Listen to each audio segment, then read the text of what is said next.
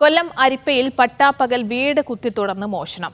അരിപ്പ കൈലാസത്തിൽ ബിജുവിന്റെ വീട്ടിലാണ് കവർച്ച നടന്നത്. വീട്ടിലെ അലമാരകൾ തകർത്ത് 10 പവൻ സ്വർണവും പണവും കവർന്നു. കഴിഞ്ഞ ദിവസം രാവിലെ 10 മണിയോടെ അരിപ്പ സ്വദേശിയായ ബിജുവും കുടുംബം മടത്തറയിലെ ബന്ധുവീട്ടിൽ പോയി. ഉച്ചയോടെ തിരികെ എത്തിയപ്പോഴാണ് വീട് കുത്തിത്തുറന്ന് മോഷണം നടന്ന വിവരം അറിയുന്നത്. മുറികളിലുണ്ടായിരുന്ന 3 അലമാരകൾ കുത്തിപ്പൊളിച്ചു. 10 പവൻ സ്വർണവും പണവും നഷ്ടമായെന്നാണ് ബിജുവിന്റെ പരാതി. നമ്മളൊരു 10 മണിയായപ്പോഴത്തേക്ക് പോയി. ഇപ്പോൾ ഒരു 2:30-3 മണിയായപ്പോഴത്തേക്ക് ഇവിടെ എത്തിയപ്പോഴത്തേക്ക് ഈ ഡോറെല്ലാം അടിച്ചു പൊളിച്ചു. ഇപ്പോൾ ആരാണെന്നൊന്നും അറിയില്ല. നമ്മൾ എന്താ ചെയ്യുന്നതെന്ന് നമുക്കറിയാം.